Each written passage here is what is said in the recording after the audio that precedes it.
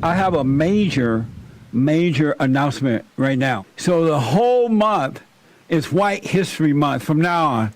Happy White History Month. It's White History Month. I'm gonna celebrate with my friends. It's White History Month. So be sure to tell everyone there will always be different months to celebrate. This month's gonna be White History. It's White History Month. White History, happy White History.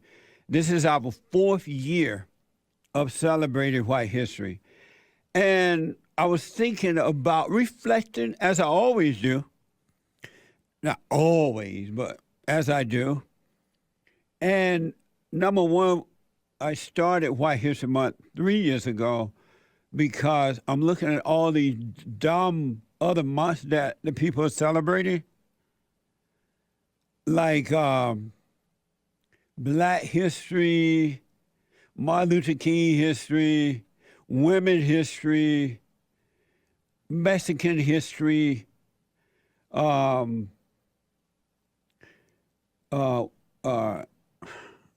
homosexual history, a whole month to perversion, right?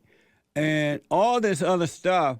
And the one thing that in America that the children of the lie, the children of evil don't want you to talk about is white history, the most important history of America. And yet they're bringing all these other fake things, and now they have this fake holiday called Juneteenth or something month, whatever they want to call it, holiday or something fake, right? All this other fake stuff is made up when the real history of America is being ignored. And so I was thinking, how can that be? And what type of people would allow something like that to happen without a fight, without standing up and saying no to this, to all this other crap that's being brought forth in the greatest country on this side of heaven? And I'm thinking somebody got to remind the young, at least, that what they were saying about America is absolutely not true, and that it is all lies and not true. So I figured I got to do it. And so I was thinking, reflecting, thinking about why I love America so much. And some of you, and I do want to hear from you about it as well, whether you love America or hate America. But as some of you know, maybe the first timers don't know, is that I was born in Alabama on a plantation, and I grew up under what they're pretending is an effect on black people today, one of the things. I grew up under Jim Crow laws, right? I worked the plantation. My parents and their parents and their parents and their parents worked on this plantation. It closed down after we left in 68, I believe. And I think we were the last generation to grow up on that plantation and shut it down. And the people who owned it turned it into like a hunting, where they hunt for deers and things like that during hunting season. But I grew up there, and it was an amazing life. I remember as a kid, my grandfather would allow me, encourage me to help, with the cattle and the horses and things like that. I would help take care of the barn, and when like feed the horses and the cows and keep everything clean, I would help bale the hay and pick the cotton and all that. And growing up in that environment, we had parents around, grandparents around. I knew everyone who lived on the plantation there. And it just wasn't all this mess that you're hearing now. I remember when 4th of July would come, it would be a major celebration that we would all get together and we would go to this little area. Most of the time it would happen around a church because the church had a lot of yard and grass and stuff. And people would come in from out of town, other blacks would come in from out of town, and we would celebrate 4th of July. It was so much fun, right? Playing the drums and dancing and appreciating America. I not once heard that I can remember, maybe one day I will. I'm sure at some point I heard something, but it wasn't about racism. No such word was even brought up that I can remember at that time. And it was about an appreciation for the country. The blacks were doing well. They owned property. And those who left Alabama after graduating high school or whatever, they went to Indiana, Florida, and New York and other places. They bought homes. They got jobs. They bought homes. They got married. They got families. They developed families and things like that. And I can remember amazing time walking down the road and thanking God for things and asking for him to reveal himself to me, because I heard how life should be if you knew God. So I guess I was just asking to make sure that was true. And it was never about, even when I was growing up and I would see the 4th of July being celebrated by way of TV or hearing it on the radio, I've always appreciated that. And I've always wanted to just celebrate America, have flags, and really love my country, right? Until I moved to LA at 18 and I started hearing the crap from the so-called civil rights leaders. And they had turned the truth upside down and promoted lies about America. And as a young man, once I moved out here, I started to believe the lies, but that didn't last long. It lasted a few years for sure.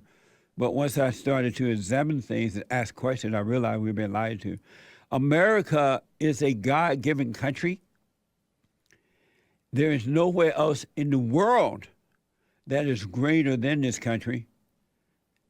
And in America, you can do whatever you want or not do what you not want to do. You can live on Skid Row and get away with it. Or you could be what they call middle class and get away with it. Or you could be as rich as you want and get away with it. And I'm not accustomed to a country where you have so many begging, weak, complaining people, blaming others and blaming this and blaming that and doing things and have no love for one another. I didn't grow up that way. And so I know what the country was really like before the children of Satan were allowed to take it over. And I know a lot of you hear me every day talk about how disgusting most black people are. Not all, but most. All this whining and begging and blaming and trying to take stuff away from the whites and blaming whites for them being losers. It's ridiculous, and it just doesn't make sense that anyone would allow that and not say something about it. Anyone that complains and beg and blame, especially men, I'm accustomed to women these days doing it because the light of the man is going out. And I know that when the light of the man goes out, whether it's the father in the home when they're growing up as little girls, or it's the husbands, boyfriend, husbands, if the lights are going out, the women cannot see the way to go. So I expect them to be insecure and blaming and whatever, right? But for males, I'm just blown away that in my America today, that you have males who will not stand up, who will not speak the truth, who will not lead the world, women and the world, children, in the right way to go. But I appreciate the founding fathers of this country. I appreciate what they went through because it wasn't easy. You got to realize when white folks found America, it wasn't easy to create what they have done. And it was God working through them to make this possible. And so I appreciate the sacrifice that they made, the wars and even when they did bring in the blacks, they didn't really bring them in, but when the Arabs sold the blacks around the world and some white folks decided to buy some of the blacks, and even blacks were slave owners as well in America. I do appreciate that because if it wasn't for that, then blacks would be stuck in South Africa and a real mess going on in Africa, not just South Africa, but Africa, period. The continent of Africa is not a great continent to be on. You know what I'm saying? So I appreciate the fact that God made it possible for me to be in America, born in America. And I appreciate the men who made it possible by hard work and sacrifice and a strong belief in God to create the greatest country. I can't imagine, though I understand now how evil is taking over, I can't imagine anyone living in the country without a great appreciation for this country. So what we're going to try to do this month, our 4th year celebrating White History Month, is give you some background on the men who made it possible, who they were, where they came from, and why. Because if you notice, the educational system, and that includes the Bible, the Christian schools too, they are not teaching the truth about America anymore. They have cowered down to the so-called victim, the losers in this country. And if you notice, the average black male complain about the white male as same as the average black woman. The dialogue and the attitude about it is absolutely the same. And men should not be gossiping, complaining, and whining and begging, trying to take another man's stuff. They were, in the good old days, they understood that tough times would cause you to grow if you dealt with it in the right way. But that has been lost in the black families, black communities, stuff like that. So we're going to try to remind you, all right, this month, our 4th year, it keeps getting better and better and better. We are reminding you of white history in July. All right, I'm grateful. Because of being in America, I graduated from high school, and I mentioned this before, and I'm not lying about this at all. There were literally 18 kids in my class.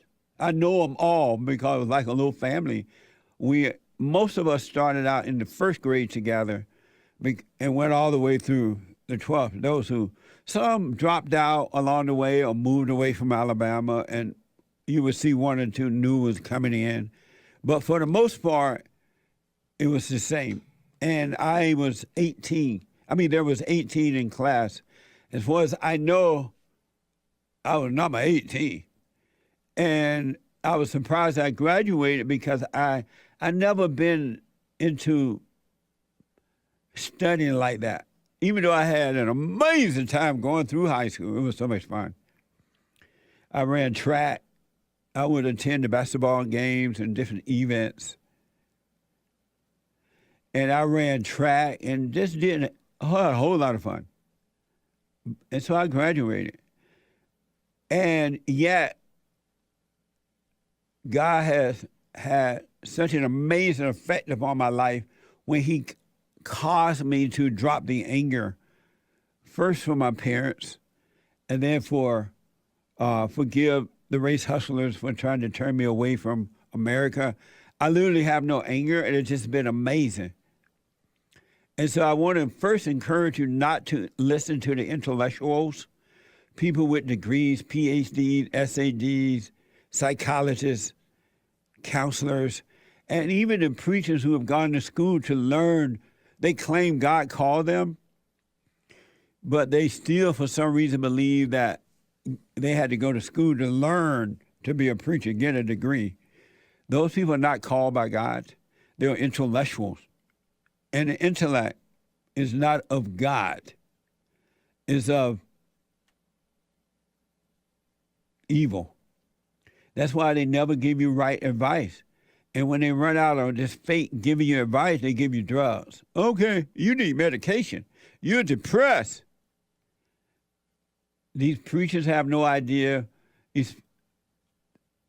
They only giving you intellectual knowledge of the Bible, but not the truth of it, all right? Do what you want, but that's my best advice. To get to know for yourself, look within, know thyself.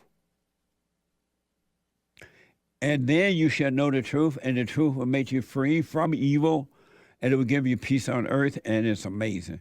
Never hate anyone, never blame anyone, because people can't help it. They're in a fallen state. When you hear these black people blaming white people, you should correct them, of course, but know that they are blind and cannot see.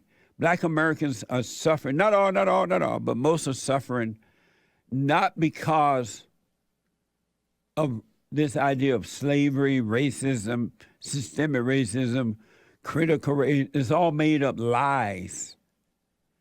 And when you hear black men blaming white men for their issues, just know that those black men have a mama's mindset. They have the mindset of a woman.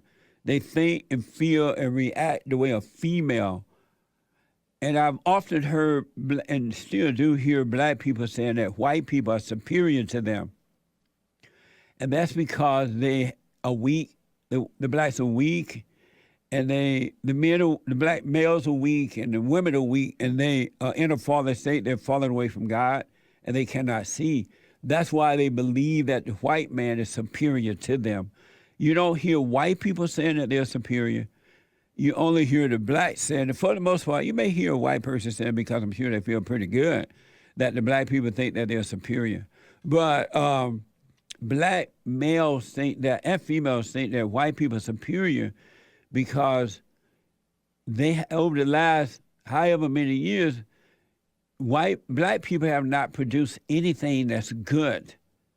And everything you've given them, they have only made it. They turn the nice stuff into bad stuff. And so they're in a fallen state. They're like a moral character. They don't love God. They don't believe in the order of God. And so they see white people as their God. White people don't see it that way, because if white people truly saw themselves as the God over black people, then they wouldn't be afraid to tell the blacks the truth. The blacks are suffering due to the turning away of God from God, due to the weak black men and black women taking over. All right, it's a moral issue. It has nothing at all to do with the color thing or somebody else holding them down. They are just a weak people now, the blacks. And not all, but most. And even some of those blacks who are doing well maturely in the world, they're not going to tell the other blacks the truth, because they need those blacks to be worse than them so they can continue to use them to keep the races fighting with each other and blaming others. White History Month is celebrated because we must not forget. We must not forget. And if you do a quick search in the internet for white history, or the history of white people, you're met with a lot of negative coverage. But it's so fake what they do is they're calling the truth the lie and the lie the truth.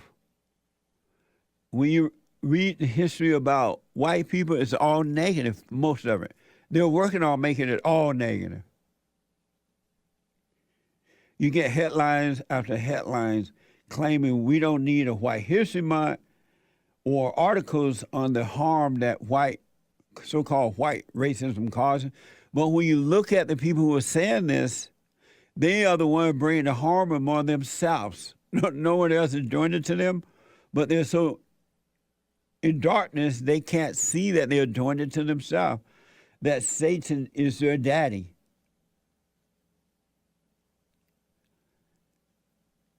But I find it absolutely amazing that the people who know the truth about this won't say anything.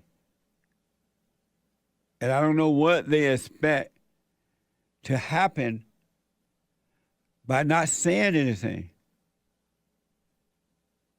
It's amazing.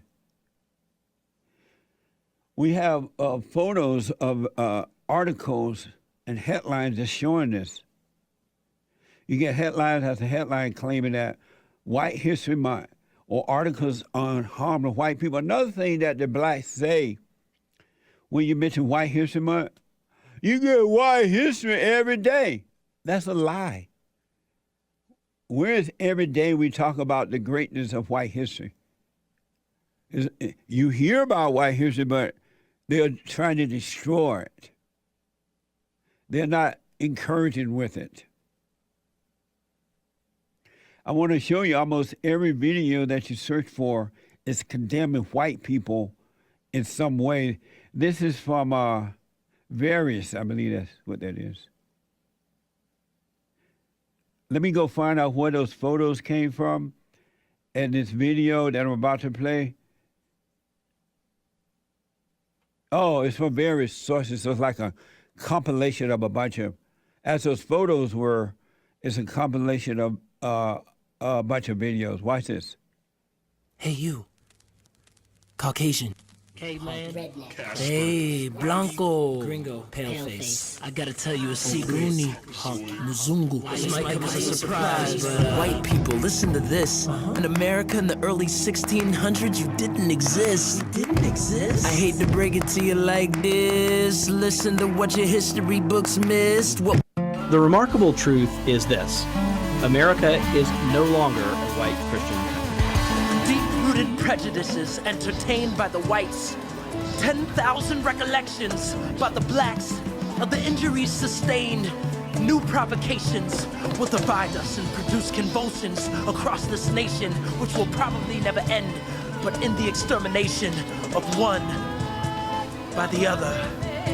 Hear me out. I think we do need a White History Month because the American history that's taught in schools is so whitewashed, we don't learn the real story. We learn lies like George Washington chopping down a cherry tree, but not the fact that George had 18 slaves before he turned 18. Order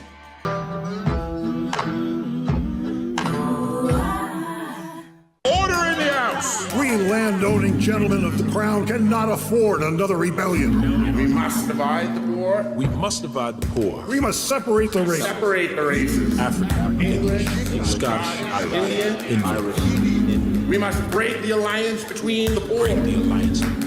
All in favor? Aye. You have to know that when you see this type of stuff, when people are trying to divide you, they are really saying to you that they are evil. Because we in America are one nation under God. And the reality is that all cultures have been enslaved at some point in time. It's just the way life operates, right? You have this good versus evil thing. Even in the Bible, it's talking about slavery, but it also talks about how slaves should act and how the master should treat the slave. It wasn't a negative. And so you need to know that when you hear these people doing this type of stuff against white America and white history, just know they are trying to divide and conquer. They have no love. They are evil. This should not be happening in our country. They would take some things that happened then, but they present it in a way where they want to encourage you to be angry. And anyone that's encouraging you to be angry are doing it because they have a hidden agenda. They want to control you. And it's not because they love you, it's they want to gain something physical for themselves. America is a Christian, Judeo-Christian country. And at one time when men were in charge, you would know this when it happened to you. Slavery happened all over the world at some point in time. In parts of Africa right now, Arabs are still enslaving black people. You don't hear anything about it at all. In America, Mexicans and blacks don't get along. They don't like one another. The Mexicans don't like the blacks. But the traders of America, those who are controlling the Mexicans and the blacks, want to give you an impression that people of color, right, are getting along. It's not true. But their agenda is to take over America, take it away from white people, so they have to pretend that people of color are getting along. And it's just absolutely not true. And then these people who are evil, whatever race and color they might be, when they get together, they turn on each other. They don't like it. When you don't have love, you're not going to get along with anyone. You join the evil forces to fight against the good. But once the evil people get together, they'll turn on one another because the ego cannot get along with anyone. The ego is of Satan. Look how the blacks are killing one another, like 90 going north. They're not getting better. They're getting worse because it's all evil.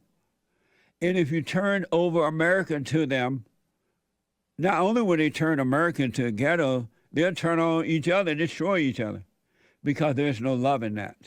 So I want you to encourage you to love and celebrate America this month of July. You're going to be hearing from my experts and all that stuff, right? About the greatest country on this side of heaven. And if the children of the lie don't like it, give them the finger. That's on them. You still tell the truth. You be proud Americans and give back and protect your country. There's nowhere else to go, folks. Because the people who are trying to tear down the country, they haven't built anything. They haven't said, okay, America is bad, but here's another country I built, and it's so nice. Even in America, they can't say that. Amazing. And don't forget to like, follow, tweet, subscribe, and share the Jesse Lee Peterson radio show, folks. We really appreciate it. We are at war. It is a spiritual battle for the soul of America.